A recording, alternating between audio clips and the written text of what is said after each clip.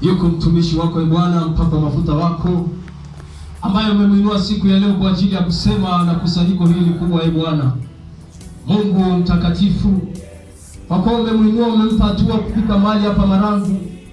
Bwana, wacha akaseme kutoka katika moyo wako Mfalme, wacha akazungumze kutoka katika moyo wako, na kila mmoja Mungu apate kujengwa. Asante kwa sababu ya mtumishi wako anaposimama mahali hapa, Mungu wa uzima, yale mafuta yako akanene ndani kwa kinywa chake, kwa jina la Yesu Kristo. Mungu, ninaomba Roho wako Mtakatifu akampe kila mmoja wepesi wa kuelewa, akampe kila mmoja wepesi wa kusikia, katika jina la Yesu Kristo. Ninakwenda kinyume na mfasiri mbaya. Roho Mtakatifu atamia kila mmoja akapata kuelewa sawa sawa na namna ambavyo unatamani kila mmoja elewe, kwa utukufu wa jina la Mungu Baba, Mwana na Roho Mtakatifu ninaomba, amen. Haleluya. Kristo asifiwe.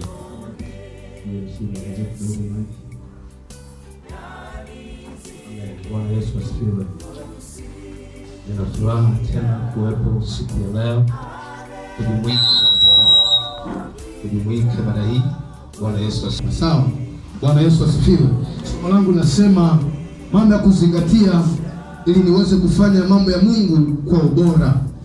Mambo ya kuzingatia ili niweze kufanya mambo ya Mungu kwa ubora. Mambo ya kuzingatia ili niweze kufanya mambo ya Mungu kwa ubora.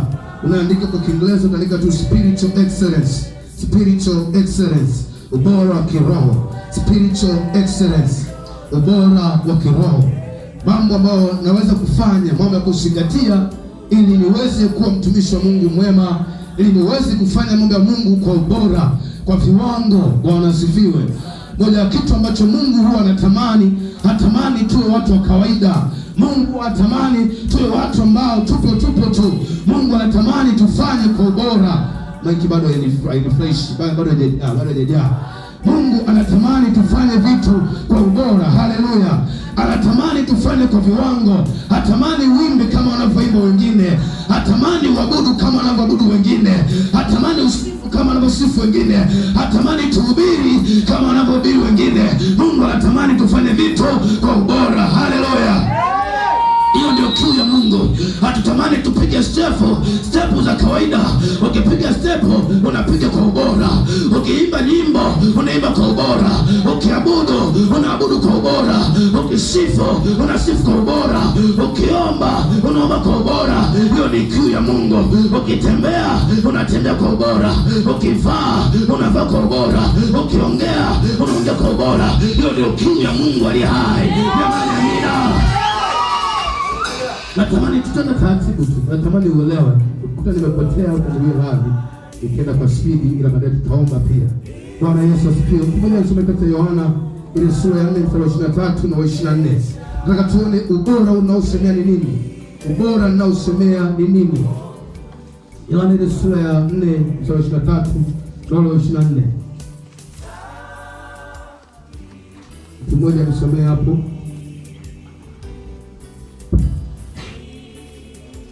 Yohana sura ya 4, nakusomea mwenyewe kama unachelewa. Biblia inasema kwamba lakini saa inakuja, nayo sasa ipo, ambayo waabuduo halisi watamwabudu Baba katika roho na kweli, kwa maana Baba hawatafuta watu kama hao wamwabudu. Haleluya. Ule mstari wa 20 anasema Mungu ni roho, nao mwabuduo yeye imewapasa kumwabudu katika roho. Bwana asifiwe. Haleluya. Anasema hivi, Mungu ni roho, nao wamwabuduo yeye imewapasa kumwabudu katika roho. Nataka tufanye kitu kinaitwa kufanya kwa ubora. Kufanya kwa ubora ni kufanya nini? Kufanya kwa ubora ni kile kitendo cha kumwabudu Mungu katika roho na kweli. Kufanya kwa ubora ni kusifu katika roho na kweli. Kufanya kwa ubora ni kuabudu Mungu katika roho na kweli. Mungu hataki tuabudu kawaida. Mungu anataka tuabudu katika roho na kweli. Watu ambao tukiingia ibadani hatutoishia mwilini, tutaenda rohoni. Kumbuka, Mungu hayupo mwilini, Mungu yupo rohoni. Mungu atembea mwilini, Mungu anatembea rohoni. Na anatamani tuingie rohoni ili tufanye ibada kwa ubora, ili tufanye vitu vya Mungu kwa ubora. Haleluya. Bwana asifiwe. Haleluya. Kama Mungu anatamani tufanye kwa ubora, Mungu ni kiu yake tufanye kwa ubora. Mahali popote unapotumika lazima utumike kwa ubora. Usifanye kawaida, usitumike kawaida, usiwe mshirika wa kawaida. Popote unachokifanya, make sure you are doing for the excellence. Unafanya kwa ubora. Usiabudu kama unabudu kawaida. Kuna watu wanaweza kaabudu tusione matokeo. Kiu yetu twende rohoni. Hatutamani tufanye ibada tubaki mwilini. Hatutamani tuombe kama tulivyoomba jana. Hatutamani tubaki kama tulivyokuwa jana. Hatutamani tuvuke viwango, tuvuke hatua, tuvuke level, tuvuke ngazi ambazo wengine huwa hawaendi. Sikiliza, usipofanya kwa ubora hauwezi kuona matokeo yote kwenye maisha yako. Mpaka uende rohoni utaona matokeo. Unaweza kuwa unaimba kawaida, usione watu wakiponywa kwa sababu umefanya kwa kawaida. Lakini ukitamani kufanya kwa bora, watu watafunguliwa kupitia uimbaji wako. Ukiwa unaomba, tutaona nguvu za Mungu zikipita kwenye maombi. Kufanya kwa bora. Jamani, amina. Amina. Bado tunafanya kwa bora. Jambo la kwanza, kumbuka nikwambia mambo ya kuzingatia ili niweze kufanya kwa ubora. Jambo la kwanza, jifunze sana kukaa chini ya neno la Mungu. Jifunze sana kukaa chini ya neno la Mungu. Somo hili nataka nizungumze na watu ambao tuna karama za Mungu ndani yetu. Tuna huduma za Mungu ndani yetu. Tuna vipawa vya Mungu ndani yetu. Wewe ni mwimbaji, wewe ni mhubiri, wewe ni mwimbisha sifa unatuibishiaga hapa. Wewe ni mwana maombi. Natamani tufanye kwa ubora. Na natamani leo niongee na wewe tu. Sitamani niongee habari ya dhambi, nitaongea habari ya kukaa rohoni. Haleluya. Jambo la kwanza, jifunze sana kukaa chini ya neno la Mungu. Biblia imefungwa kwenye neno la Mungu. Maisha yetu yamefungwa kwenye neno la Mungu. Chochote ambacho unafanya, jifunze kuliangalia neno la Bwana linasema nini. Jifunze kusoma Biblia, ujue naongea nini kwa kile unachokifanya. Hatutakuwa waimbaji wazuri kama tunatumia mambo yetu ya kawaida. Hatakuwa waimbaji wazuri kama mafunuo tunapata kwenye dunia. Hatakuwa waimbaji wazuri kama tulisome neno la Mungu. Hatakuwa waimbaji wazuri kama Biblia tunaikataa. Hatakuwa waimbaji wazuri kama neno la Mungu nalikataa. Lazima ujifunze kusoma neno la Mungu. Neno la Mungu limebeba mafunuo. Biblia inaniambia kwamba Biblia hii ni sauti ya Mungu aliye hai. Kama ni sauti ya Mungu aliye hai, maana Mungu analifunua kwako. Akilifunua kwako, linakufunulia vitu vipya. Jamani, amina. Biblia ni neno la Mungu. Unaposoma neno la Mungu, hakuna kitu utakikosa. Hakuna kitu utakikosa. Kuna watu hapa akitaka kutunga wimbo, anaingilizia wengine wameimbaji. That is not. Biblia imebeba nyimbo zako. Haleluya. Biblia imebeba mahubiri. Hatuhubiri kwa sababu tunajua kuhubiri. Hatuhubiri kwa sababu tuna sauti kubwa. Hatuhubiri kwa sababu tuna sauti ndogo. Hatuhubiri kwa sababu ni wasomi. Hatuhubiri kwa sababu tuna vyeo fulani. Hatuimbi kwa sababu tuna sauti nzuri za kuimbia. Hatuimbi kwa sababu sisi ni wataalamu wa kwenda na manoti. Hatuimbi kwa sababu sisi ni mafundi sana. Hapana. Kinachofanya tuimbe ni neno la Mungu aliye hai. Hili limebeba usima wa nyimbo. Hili limebeba nguvu ya wimbo. Limebeba uhai wa nyimbo. Limebeba pumzi ya nyimbo. Ukitaka kuimba katika roho, tafuta neno la Mungu linasema nini katika uimbaji. Ukitaka kuimba katika viwango, tafuta neno la Mungu linavyosema. Kuna watu hawa-exploit kwenye uimbaji wao. Wamebaki bora siku zote, si kwa sababu ni bora, lakini kwa sababu walifunzwa kuliangalia neno la Mungu. Lakini kuna vijana ambao wanakuja leo wanaimba, tena wanapotea kwa sababu walitafuta ubunifu, walitafuta utaalamu, walitafuta ufundi. Unapotafuta ufundi kwenye uimbaji, unapoteza anointing. Unapotafuta ufundi kwenye uimbaji, unapoteza upako wa kimungu. Jifunze kuliangalia neno la Bwana linasema nini. Amina. Nani niongee na watu leo? Bwana asifiwe. Hatutamani tuimbe kawaida. Sasa where are we going? Bwana asifiwe. Ni upako huo au ni mbwembwe ambazo zinatupeleka mwilini? Bwana Yesu asifiwe. Natamani uimbaji tumwimbie Mungu rohoni. Tusituimbishie vitu vya dunia, tuimbieni vitu vya rohoni. Haleluya. Hatutamani tuishie kuimba, ama tukiimba tuuguse utukufu wa Mungu. Tukiimba tuuguse ufalme wa Mungu. Tukiimba Mungu afurahi. Tukiimba tumguse Mungu aliye hai. Mungu ashuke kwenye sifa. Mungu anashuka kwenye sifa ambazo ziko rohoni. Haleluya. Tuimbe rohoni. Jambo la pili, ukitaka usome maandiko, soma katika Timotheo wa pili ile sura ya 3 mstari wa 16. Timotheo wa pili ile sura ya 3 ule mstari wa 16. Daudi alisema kwamba jinsi gani kijana aisafishe njia yake. Ataisafishaje njia yake? Anasemaje Daudi? Jinsi gani kijana aisafishe njia yake? Anasafishaje? Kwa kutii akilifuata. Kwa kutii akilifuata. Maana nini kiongozi chake? Neno. Neno ndio kiongozi. Jinsi gani njia yangu iwe safi? Jinsi gani maisha yangu yawe safi? Jinsi gani huduma yangu iwe safi? Jinsi gani karama niliyopewa na Mungu iwe safi? Neno la Mungu. Bwana asifiwe. Kwa kutii akilifuata. Maana neno ni kiongozi.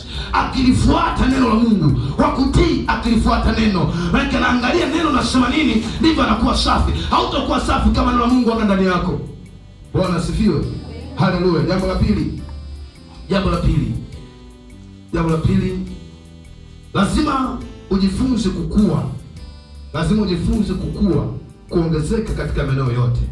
Lazima ujifunze kukua, kuongezeka katika maeneo yote. Lazima ujifunze kukua, kuongezeka katika maeneo yote. Lazima ujifunze kukua, kwenye mabano, kuongezeka katika maeneo yote. Bwana Yesu asifiwe. Ili nifanye bora kiroho, ili niwe mtumishi mzuri, lazima jifunze kukua. Bwana Yesu asifiwe. Lazima jifunze kukua, maturity. Hautobeba vitu vikubwa kama ni mtoto. Bwana Yesu asifiwe. Bwana Yesu asifiwe. Nitamwomba mwenyekiti wa chuo cha Nokohas aje hapa. Sogea kaka. Tufanye mfano mmoja mzuri tu. Dogo simama. Simama wewe pale. Simama.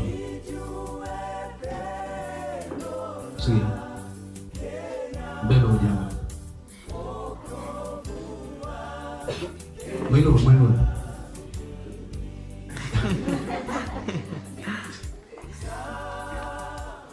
Haiwezekani.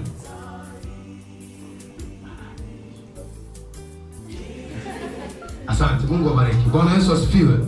Watu hao wawili ni kilichowapishanisha nini? Kwa nini wameshoka kumbeba huyu? Kwa nini wameshoka kumbeba huyu? Mbebe basi ndio.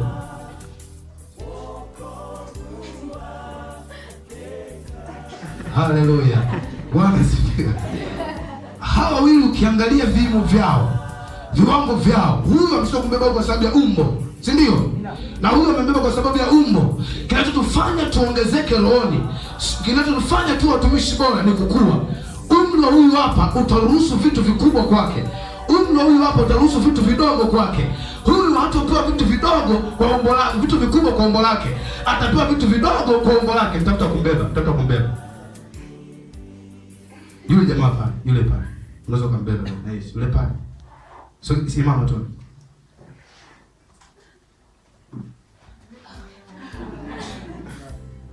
Inawezekana eti au bado amezidiwa? Amina. Mungu akubariki. Bwana asifiwe.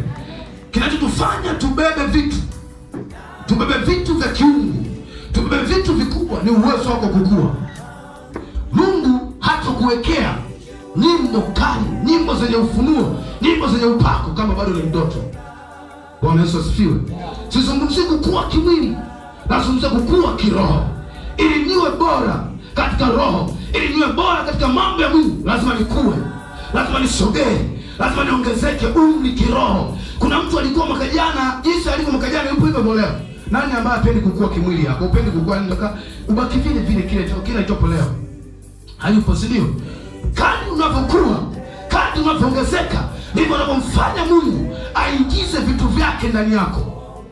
Kadri unapokuwa kiroho, unaweza kuwa ni mwimbaji, lakini kila siku unakopi nyimbo za watu. Kila siku unaigirishia mafunuo. Haujajifunza kwenda rohoni aliko Mungu ili upate vitu. Haujajifunza kuingia kwenye visima. Mimi nasema ni visima vya Mungu. Yaani kama kuna kisima fulani, okay, let us take this one. Hichi ni kama kisima, unaingia unachota maji. Unapoingia unachota maji, huku ndani kuna upako wa Mungu. Huku ndani kuna mafunuo ya Mungu. Huku ndani kuna nguvu za Mungu. Unapoikuwa unaingia kuvichota, vinakuja kwako. Lakini ukiwa mdogo hauwezi kuchota huku ndani. Lazima ukue ili Mungu achilie nguvu ndani yako. Lazima ukue ili Mungu achilie uwezo ndani yako. Bwana asifiwe. Haleluya. Hautaweza kutawala kama ni mtoto. hautoweza. Hata ulimwengu wa roho hautaweza kupiga majeshi kama ni mtoto. Hauwezi kupiga mashetani, nguvu za giza, kama bado ni mdogo. Shetani anaogopa umbo pia. Wakati ulivyo mkubwa atakuogopa. Bwana asifiwe. Haogopi liumba, haogopi elimu. Kuna watu wana elimu zao lakini unapigwa. Kuna watu wana vyeo lakini unapigwa, wanaanguka madhabahuni, wanakufa kabisa. Wana elimu, wana maumbo lakini haviwasaidii. Kinatusaidia kushinda vita dunia, kinatusaidia kushinda ulimwengu ni kukua. Bwana Yesu asifiwe. Unapokuwa mkubwa rohoni, vitu vingi vitakuogopa. Unapokuwa mkubwa rohoni, kuna mambo yatatokea kwako ambayo unayakusudia. Unapokuwa mkubwa kwako, utashangaa unasema hapa hatuwezi kwenda. Wewe unasema tunaweza kwenda. Kwa sababu gani? Umekwisha kuwa mkubwa. Kuna watu ambao wanatoka tamaa kila utapolewa. Kwa nini? Ni wadogo. Bwana asifiwe. Unakaa ndio kwambia hii haiwezekani. Chea, yaani kwambia chea Mungu wangu, hicho chea hakiwezekani kabisa kabisa. Kwa nini? Ni mdogo. Kwenye kwaya tushone sare ya hiyo chea haiwezekani. Unafahamu chuma sasa? Vyuma vimekaza chea. Hatuwezi kuchoma sare. Bado ni mdogo. Bwana asifiwe. Unayaona mambo katika umbo gani? Unaona mambo katika usira gani? Lazima ujifunze kukua. Bwana Yesu asifiwe. Tunakuwa maeneo gani? Sio kasema nakuwa tumbo. Tunakuwa maeneo gani? Kuna vitu vya kukua sawa. Ongezeka kwenye maombi. Bwana asifiwe. Cha kwanza, kuwa ongezeka kwenye maombi. Kuwa ongezeka kwenye maombi. Lazima ujifunze kukua kwenye maombi. Lazima ujifunze kuongezeka kwenye maombi. Usiombe kawaida. Usihubiri kawaida. Kuna watu walivyokuwa naomba jana mpaka leo hawezi kunena kwa lugha tena. Kila siku yuko vile vile, ni kawaida. Anakuja kanisani anaondoka. Hata hawasi kwa habari ya maombi. Unafunga kila siku masaa 12, haujawahi jaribu masaa 24, jaribu tena. Mwambie Yesu naingia masaa 24, nivushe viwango vya maombi. Sikiliza, kuna mambo yatawezekana kwako kama hujui kuomba. Kuna vitu vitatokea kwako kama hujafika viwango vikubwa vya kuomba. Yesu akamwambia wanafunzi wake, hamjaomba hata lisali moja. Maana Yesu anataka viwango vya ubora vya wao kuomba. Unaposogea viwango vya kuomba, utamruhusu Roho Bwana aingie ndani yako, aachilie nguvu ndani yako. Nguvu ipo kwenye maombi, upako upo kwenye maombi, ushindi kwenye maombi. Kama sio kuomba, sawa kupokea ushindi.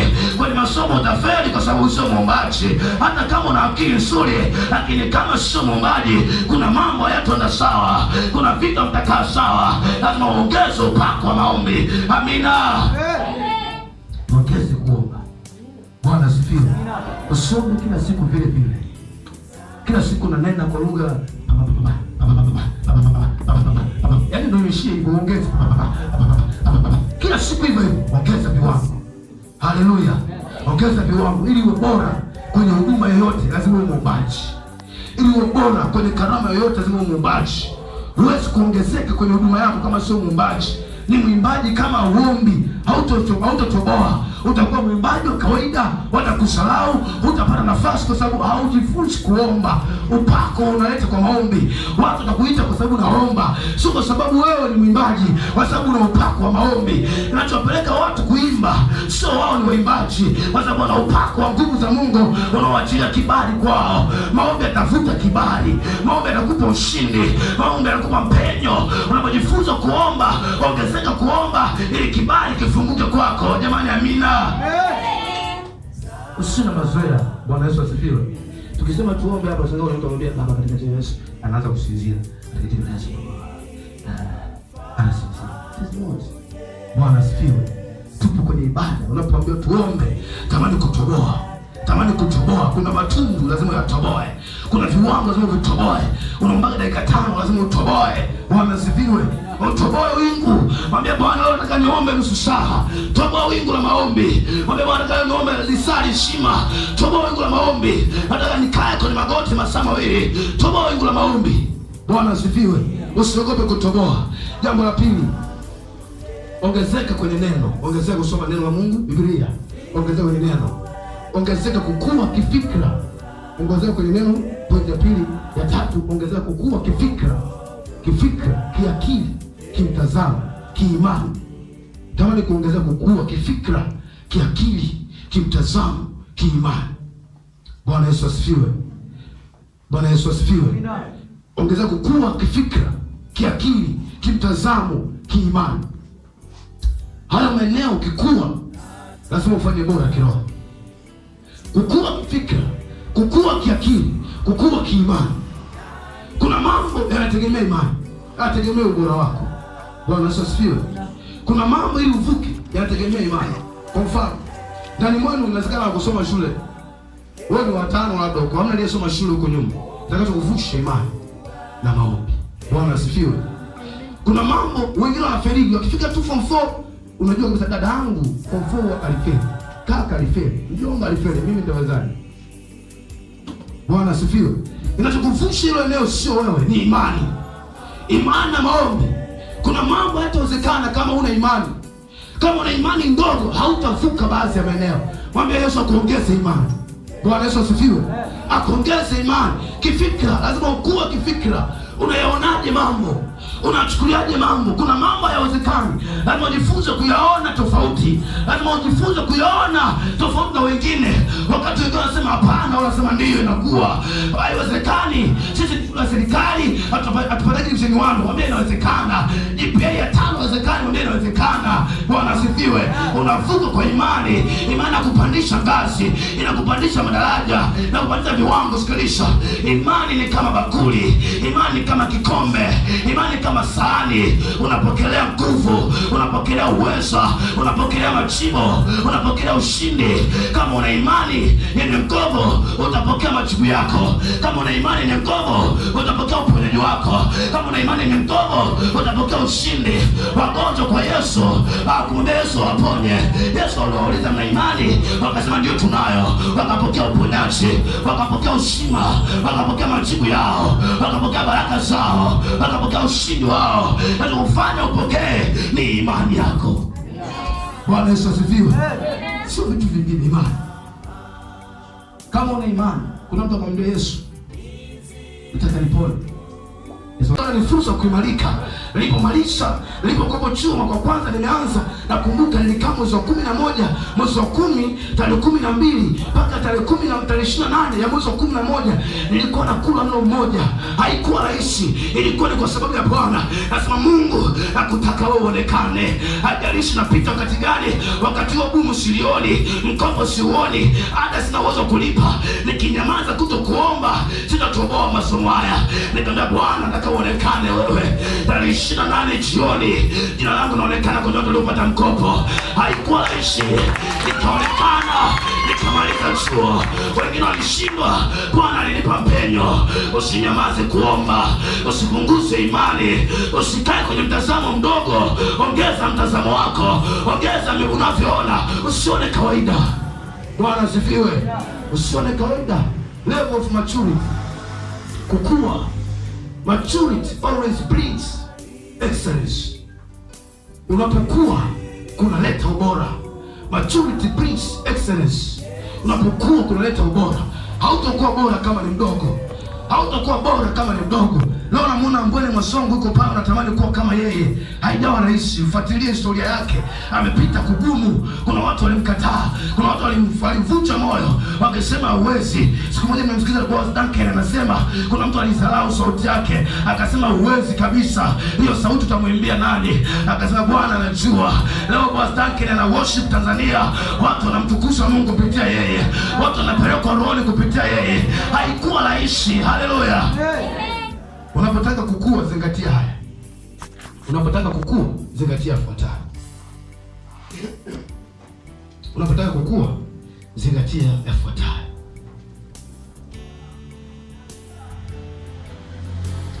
Jambo la kwanza, lazima uwe mvumilivu. Unapotaka kukua, lazima uwe mvumilivu. Unapotaka kukua, lazima uwe mvumilivu. Bwana asifiwe. Lazima uwe mvumilivu kiroho. Unapotaka kukua, lazima uwe mvumilivu. Kwa nini kukua? Lazima uwe mvumilivu. Maisha halivyo, mtoto mdogo anatambaa, si ndivyo? Leo kuna wakati ulikuwa mtoto wewe, lakini leo unakimbia, leo unatembea. Unapotaka kukua, lazima uwe mvumilivu, kwa sababu kuna wakati wa kutambaa kwenye kukua. Kuna wakati wa kutembelea kwa magoti kwenye kukua. Kuna wakati wa kwanza kuinua mguu mmoja kwenye kukua. Kuna wakati wa kwanza kukimbia, mama na kuinua, unaanguka, unainuliwa, unaanguka. Kuna kwenye kukua kukua huko. Kwa kwenye kukua lazima uvumilivu. Kuna mambo mengi yanatokea. Kanisani mchungaji anakunyima kipindi usihubiri. Na unatamani uhubiri upako umekolea, haupati madhabahu. Kwenye kuimba unatamani uimbe, haupati namna ya kuimba. Unakoimba kasuri. Mwenyekiti nipe nafasi ya kuimba, mwenyekiti hakupi. Usiogope, upo kwenye kukua. Lazima uwe mvumilivu. Bwana asifiwe. You have to be very patient. Ili ukue lazima uwe mvumilivu. Hautakuwa mkakamavu kama ni mzembe. Lazima uwe mvumilivu. Maturity is a continuous process. Kukua ni kitendo endelevu, sio cha siku moja. Kama ni kitendo endelevu, kuna wakati utafika utatupa gerezani na utatoka nje na bidii washuhudie watu matendo mema ya Mungu. Kuna wakati wa kutukana, utabidi uinuke tena uambie Yesu anaokoa. Kuna wakati wa kupiga mawe, utabidi uinuke tena useme jamani, Yesu ni mwema. Lazima uwe mvumilivu ili kukua. Usichoke unapokuwa, usikate tamaa unapokuwa. Waliotoboa walivumilia, walioshinda walivumilia. Unaposikia historia yao leo, walikuwa wavumilivu. Walipigwa mawe Bwana, walitukanwa, walizarauliwa. Waliotengeneza imani yetu walikuwa wavumilivu. Waliosimamisha mishingi walikuwa wavumilivu. Walipita changamoto lakini walimshuhudia Yesu. Walikataliwa, walimshuhudia Yesu. Yesu pia alikataliwa, alionewa, alitukanwa, lakini Biblia inasema kwamba alikuwa mnyenyekevu mpaka mauti ya msalaba. Alikuwa mvumilivu na kuogopa changamoto. Angeogopa changamoto, tusingeokolewa leo. Angeogopa changamoto, tusingekuwa hivi tulivyo. Alizikubali changamoto. Lazima uwe mvumilivu kwenye mwendo, uwe mvumilivu kwenye kukua. Amina. Waliokuwa wengi, ukimwona mkubwa amevumilia. Watu waswali wanasema ukimwona nyani mzee anafanya nini? Anakwepa mishale mingi. That is maturity. Ukitaka kuwa mzee, ukubali mishale. Ukitaka kusemea shikamoo, lazima mtu zimonekane. Lazima mtu zimonekane. Kuna gharama umechukua, kuna miaka imechukuliwa. Kuna vitu vimepotea. Unaweza kuanzisha project fulani. Umeweka project yako leo ikadrop. Usikate tamaa. Ni mwanzo. Usikate tamaa, ni mwanzo. Umeanzisha kamradi kako kamegoma. Usikate tamaa, ni mwanzo. Umeanza kusoma shule, umefika hatua fulani, unaona njia ieleweke. Usikate tamaa, ni mwanzo. Endelea kuvumilia. Iko faida ya kumatunda mbele. Hata kama unapita sehemu ueleweki, endelea kuvumilia. Jambo la pili hapo. Tunasoma kitabu cha Warumi sura ya 5:4. Kwenye hiyo ya kwanza tusoma Warumi sura ya 5 ule mstari wa 4. Jambo la pili, unapotaka kukua, lazima ujifunze kuua vitu vingine na hata kuvipoteza. Unapotaka kukua, lazima ujifunze kuua baadhi ya vitu au kuvipoteza. Unapotaka kukua, lazima ujifunze kuua baadhi ya vitu au hata kuvipoteza. Unapotaka kukua, lazima ujifunze kuua baadhi ya vitu au hata kuvipoteza. Kitabu cha Mathayo ile sura ya 19, Mathayo 19 mstari wa 21.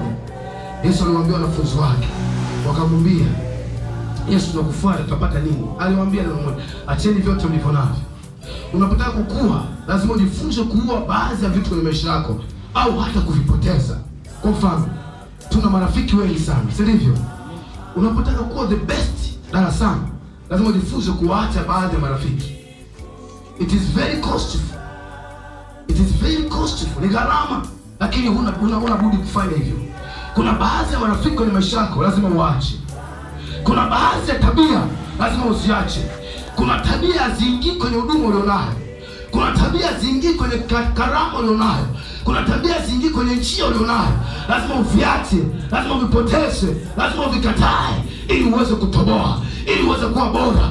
Waliokuwa bora kuna vitu waliviacha kwenye maisha yao. Unaweza kukataa baadhi ya marafiki. Kwa mfano, mimi nilipoanza kukua, nilipofika form 1, ngoja nikupe ushuhuda mdogo. Nilipokuwa na 7 form 1 nimeingia, mimi nilikuwa napiga hip hop bwana. Mimi nilikuwa naimba.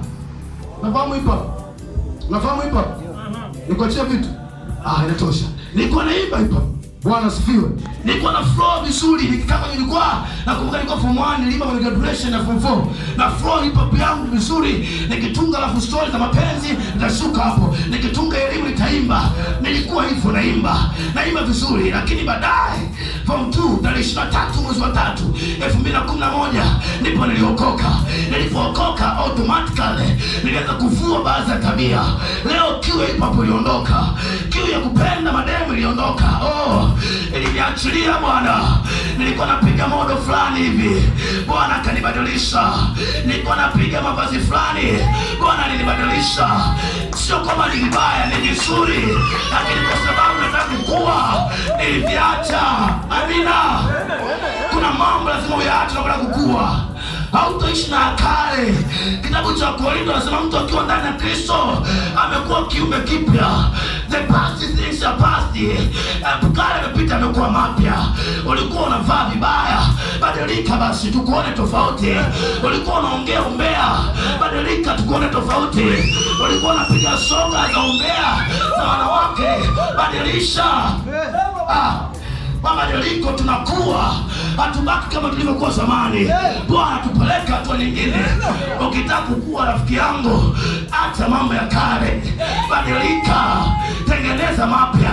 Sio kila vazi la kwako, sio kila tabia ya kwako, sio kila msemo wa kwako, sio kila neno la kwako nikitoka huko midaka. Wewe ni nani? Lazima tubadilike ili Bwana tuongeze, ili Bwana tufanye bora. Wakati tunakuwa, sio kila neno kwetu. Mimi nilikuwa naimba hip hop na maneno mazuri, lakini Bwana aliponibadilisha niliacha. Bwana asifiwe. Leo unaongea kila neno, yaani kila msamiati ukitoka ni wa kwako. You have to change. Bwana asifiwe. Yaani unatoka tu msamiati, sijui ni watu wa Arusha unao, umetoka kwa msanii gani unao, sijui mwimbaji gani unao. Tena hata mavazi design imetoka mpya, amevaa Diamond, unaitafuta na ukaivae. Who are you? Bwana asifiwe. You have to know yourself, kama mimi ni nani, nataka kuwa bora wapi. Lazima ubadilike. Ukiona mtindo umetoka au kuvaa sio wako kwako, wewe kuvaa bwanga sio aibu, wewe kuvaa sketi ya heshima sio aibu, kuvaa nguo ambayo inaonyesha maziwa yako sio aibu, kuvaa sketi na kiswahili kinabana sio aibu, sio vya kwako. Kuna vitu ni vizuri lakini sio vyetu. Sio kila kitu cha kwangu. Yaani mimi sitavaa kila kitu. Sio kila kitu cha kwangu. How people can determine us? Wala tujuaje? Nimetoka stari mpya unayo, wakasema unayo. Lazima nifunze kuua baadhi ya vitu ili uwe bora.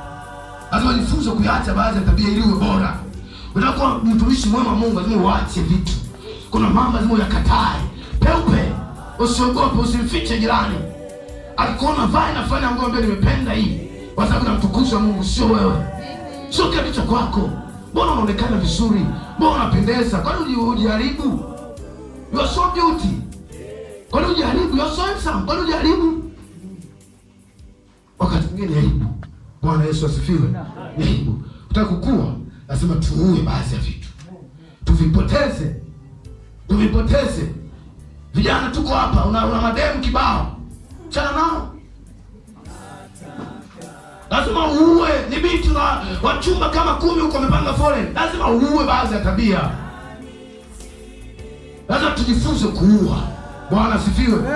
Ujifunze kuua, kupoteza kabisa. Bora kuone mshamba kwa ajili ya Yesu, wakuone ufai kwa ajili ya Yesu, wakuone umepotoka kwa ajili ya Yesu. Kuua baadhi ya vitu.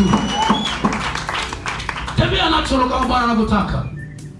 Vikija vizuri vaa, ila visipoteze utukufu wa Mungu. Sio kama vizuri sio vya kwetu, vya kwetu. Vya kwetu.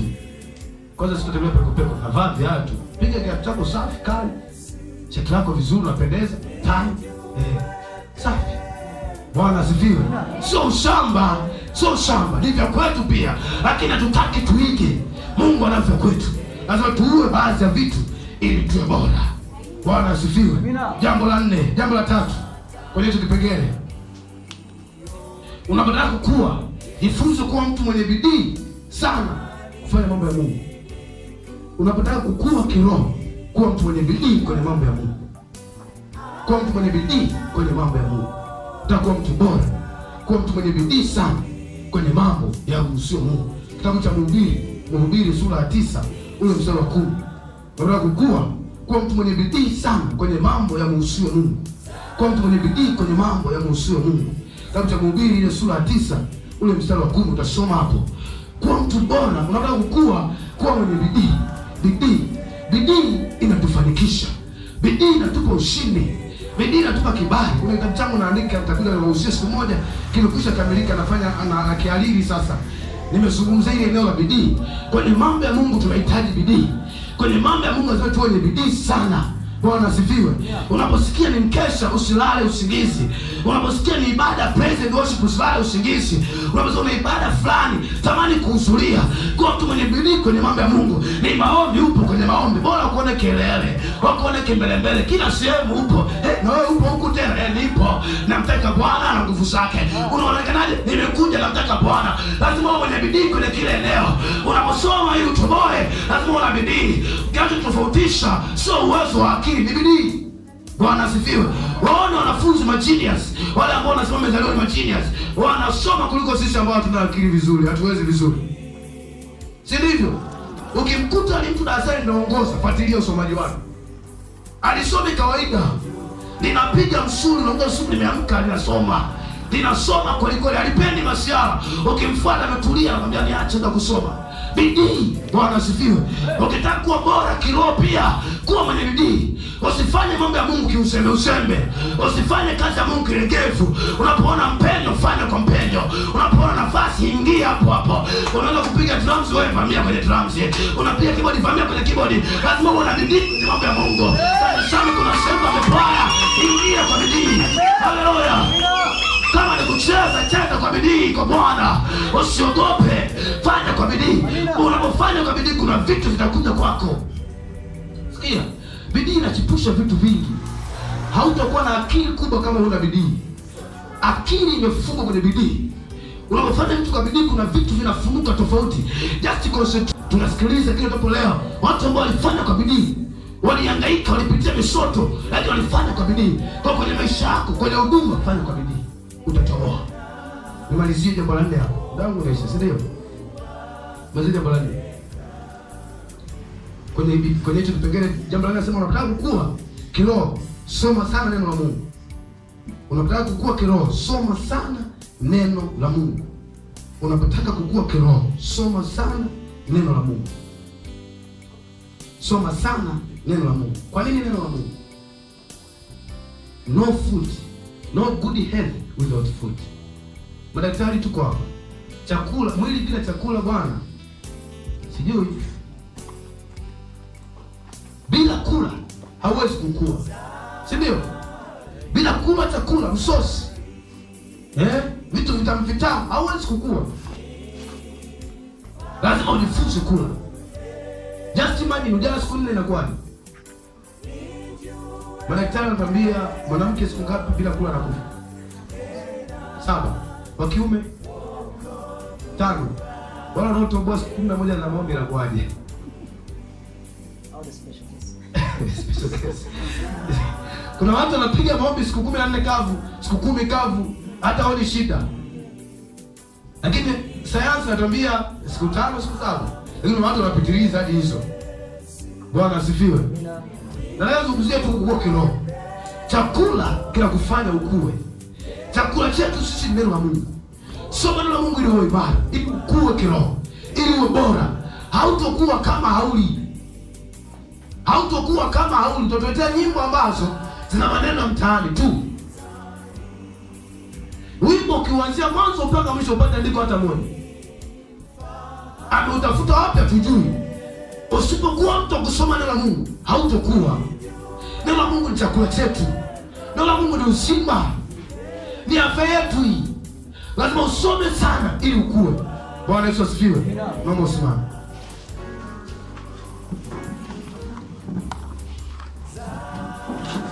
Ndeke ngapi?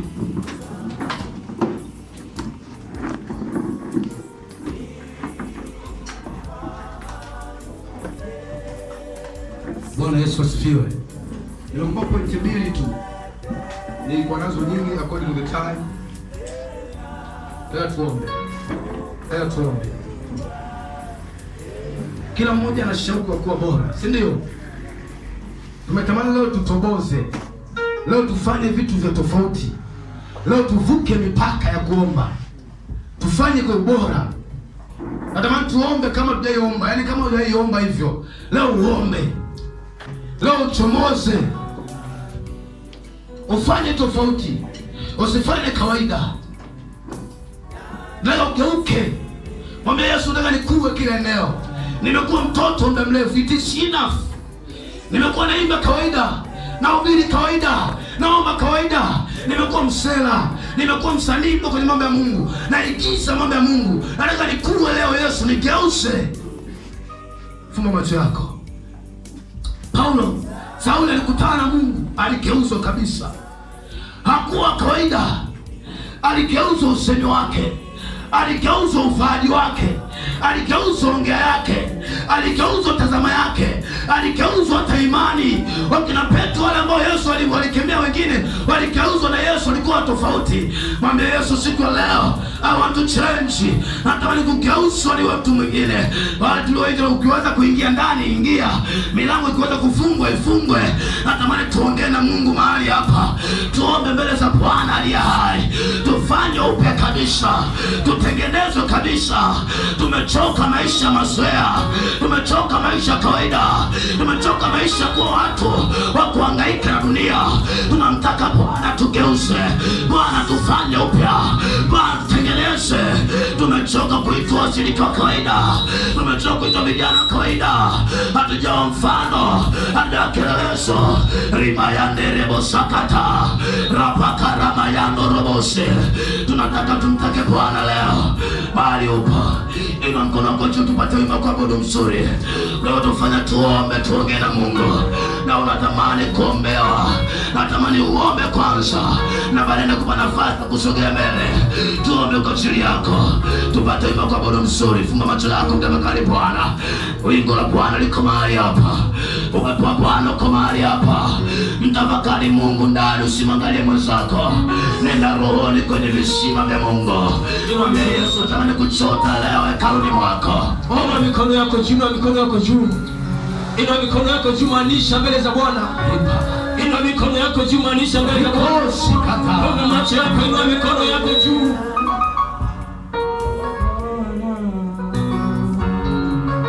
Iko neema ya Bwana kwa ajili yako. Uko uwezo wa Mungu kwa ajili yako majira haya. Wacha tukamwombe Bwana. Yes.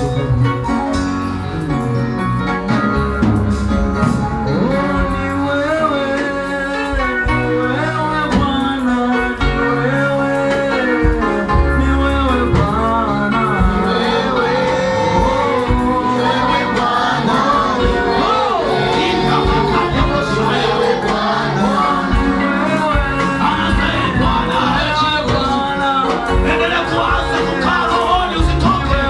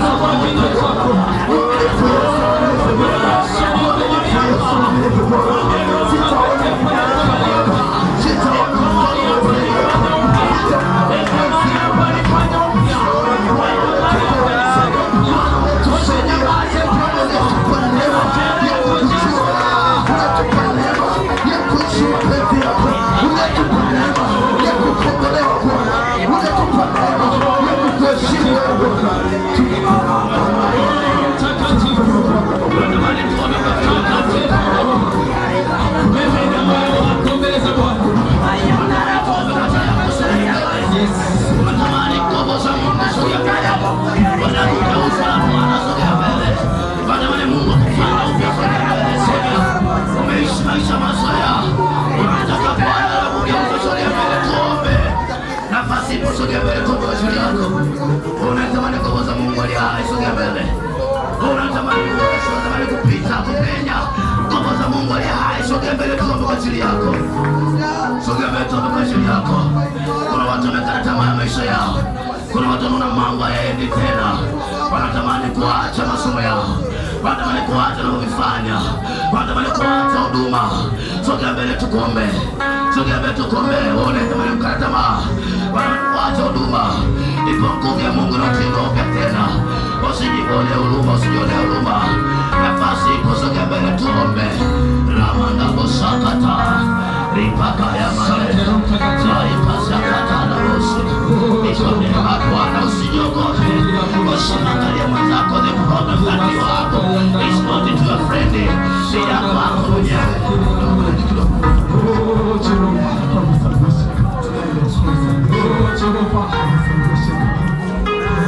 Rapaka sakata na mayata.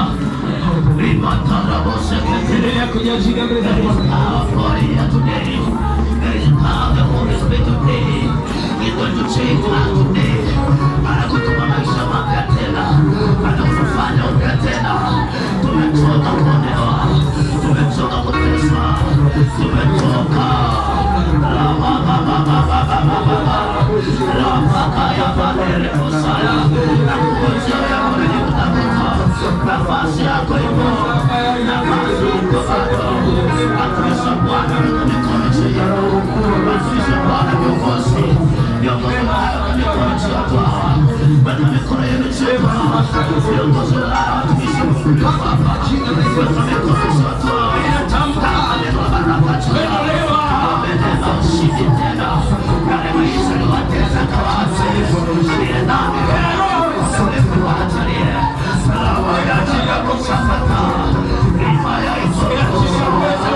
Salo yeshane. Kwa jina la Yesu. Kwa jina la Yesu. Bwana natangaza. Mungu akina roho. Yakorodesha. Kwa jina la Yesu. Yakorodesha aliyoyote. Yakorodesha. Achini ya moto. Kwa jina la Yesu. Kwa jina la Yesu.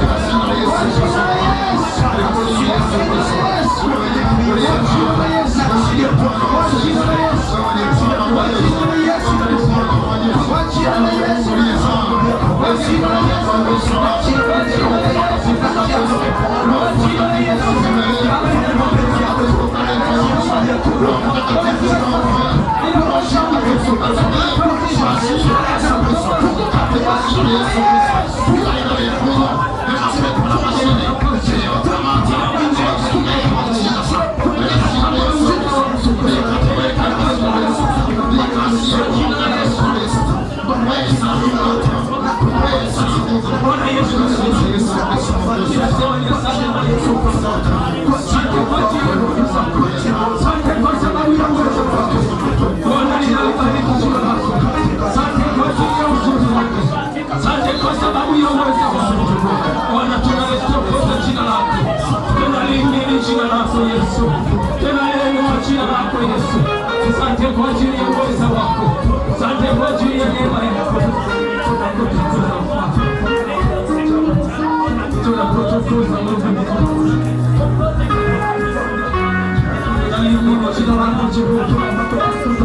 Shuka na nguvu zako. Wewe ni mkuu sana. Wewe ni mkuu. Tunakutukuza kwa sababu ya uzima. Tunakutukuza kwa sababu ya uzima. Asante kwa ajili ya ukuu wako. Asante kwa ajili ya uweza wako. Asante kwa ajili ya neema yako. Asante Bwana kwa sababu ya uweza wako. Oh, tunakushukuru Mfalme mkuu. Asante Bwana. Haleluya. Bwana Yesu asifiwe. Inua mikono yako juu. Inua mikono yako juu. Inua mikono yako kabisa juu. Sema Bwana Yesu, nimesimama mahali hapa siku ya leo. Mimi ni mshindi katika kila eneo la maisha yangu. Leo mimi ni mshindi. Niko juu, maana nimewekwa juu zaidi ya miungu yote. Zaidi ya miungu yote. Mimi niko juu katika kila jambo. Mimi ni mshindi. Asante Yesu kwa uweza wako. Kwa uweza wako. Mpatie Yesu makofi mazuri. Unaweza ukarudi kwenye nafasi yako. Unaweza ukarudi kwenye nafasi yako.